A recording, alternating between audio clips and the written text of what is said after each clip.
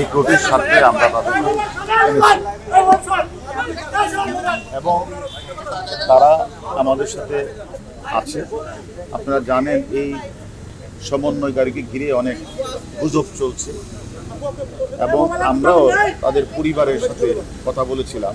তাদের পরিবার এবং তারা যে কথা বলা, সেখানেও তারা যখন ইনসিকিউরিটির কথা বলছিল যে আমরা নিরাপত্তাহীনতায় ভুগছি, সেই নিরাপত্তাহীনতার কারণেই মূলত তাদেরকে আমাদের কাছে আনা।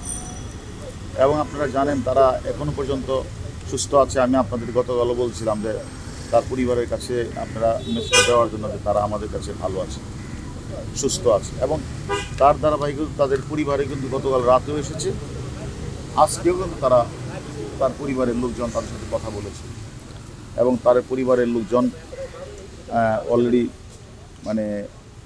অলরেডি বলেছেনও যে তারা কী পর্যায়ে আছে, কী ব্যাপারে আছে।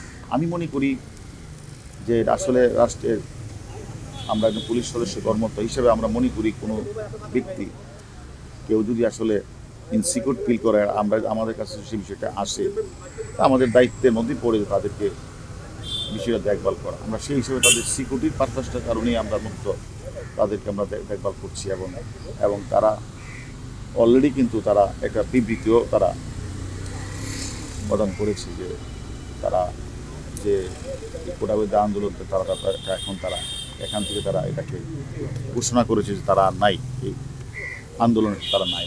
এখন যদি আপনারা মনে করেন যে এটাও একটা গুজব ছড়িয়েছে, আমরা দেখেছি গতকাল রাতে যে তারা স্বেচ্ছায় বিবৃতি দেয় নাই, এই ধরনের কথাও বলেছে। আমার কথা হলো যে আমরা মনে করি যে আমাদের ডিবির যে কার্যালয়, এটা একটা মানুষের একটা আস্থার জায়গা। এখানে কাউকে হেনস্থা করা বা কারো প্রতি অন্যায় আচরণ করা সেটা ডিবি কখনোই করে না এবং আমি মনে করি ভবিষ্যতেও করবে না। এটা একটা আস্থার জায়গা। মানুষ যখন কোনো বিপদে পড়ে আমাদের কাছে আসে, কেউ যেন সিকিউরিটিহীনতায় ভুগে আমাদের কাছে আসে বা আমরা নিয়ে আসি, আমরা তাদের সিকিউরিটি দেওয়ার জন্য মূলত কাজটা করি। ভাই একটু বলবেন যে পরিবার ভেতরে আছে, পরিবারের হেফাজতে আসলে তাদের দিয়ে দিবেন নাকি ওরা এখানে থাকবে? আর সেকেন্ড হচ্ছে কালকে পরিবার এসেছিল, দেখা করতে দেননি, তাহলে যদি আপনাদের হেফাজতে থাকে এটা আপনি ঠিক বলেন নাই। গতকাল রাতেও পরিবারের লোকজন এসেছে, দেখা করেছে। আজকেও তারা পরিবারের লোকজন দেখা করেছে এবং আমাদের কাছে সন্তুষ্টি প্রকাশ করেছে এবং তারা যে ভালো হয়েছে সেই জন্য তারা আমাদেরকে ধন্যবাদ দিয়েছেন। আমরা মনে করি যেহেতু আপনারা জানেন এই কোঠাবিরোধী আন্দোলনটা এই কোমলমতি শিক্ষার্থীরা করেছিল, তাদের ভিতরে ঢুকে একটি গোষ্ঠী জামাত বিএনপি চক্র, তারা ঘোলা পানিতে মাছ শিকার করার জন্য তারা বিভিন্ন ধরনের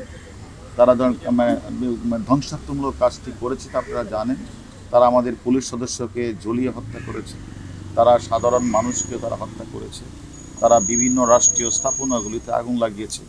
আমরা মনে করি এই সকল সমন্বয়কদেরকেও এই সকল এই চক্রান্তকারীরা তারা আবার যদি ঘোলা পানিতে মাছ শিকার করে তাদের নিরাপত্তা বিষয়টা আমাদের একটু দেখা দরকার।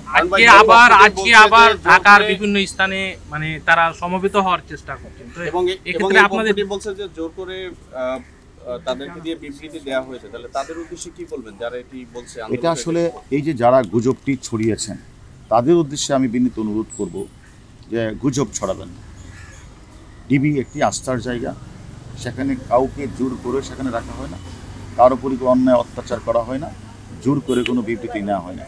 আমি মনে করি তারা রিয়েলাইজ করেছে যে তারা আমাদের কাছে লিখিতভাবে বলেছে যে সরকার তাদের যে দাবি পুরাটাই সরকার মেনে নিয়েছে এবং সেই কারণে তারা তাদের যে আন্দোলন তারা প্রত্যাহার করে নিয়েছে। আমাদের একটু সহযোগিতা করবেন, সেটা হচ্ছে যে আপনারা 2700-র বেশি আসামি বিএনপিতে, এগুলো নিয়ে মানুষের খুব বেশি কনসার্ন না, কিন্তু এই 6 জনকে নিয়ে অনেক বেশি কনসার্ন। সো কতদিন আর হেফাজতে রাখবেন সেই বিষয়টা ওইটা আমরা তাদের সাথে কথা বলছি, তার পরিবারের সাথেও কথা বলছি। আমরা মনে করি তারা শীঘ্রই তারা তাদের পরিবারের কাছে চলে যাবে যদি আমরা তাদের সিকিউরিটি বিষয়টা দেখছি।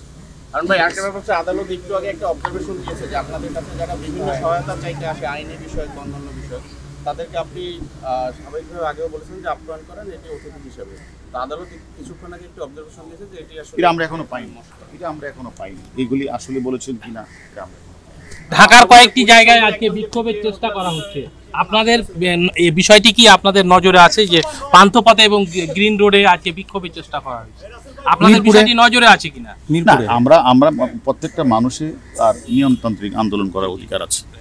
এখন নিয়মতান্ত্রিক আন্দোলন করতে গিয়ে যদি আবার তারা মানে কোনো স্থাপনায় তারা হাত দেয়, তারা যদি গাড়িতে হামলা করে, পূর্বের মতো তারা এই আচরণটা করে, তা আমরা তো তাদেরকে আসলে এই বিষয়ে আমরা মনে করি এটা তো নিয়মতান্ত্রিক আন্দোলন না, তাহলে তারা ধ্বংসাত্মকমূলক, যারা ধ্বংসাত্মকমূলক কাজটা করবে তাদের তো বাংলাদেশ পুলিশ তো তাদেরকে ছাড় দিবে না, আইনের আওতায় নিয়ে আসবে।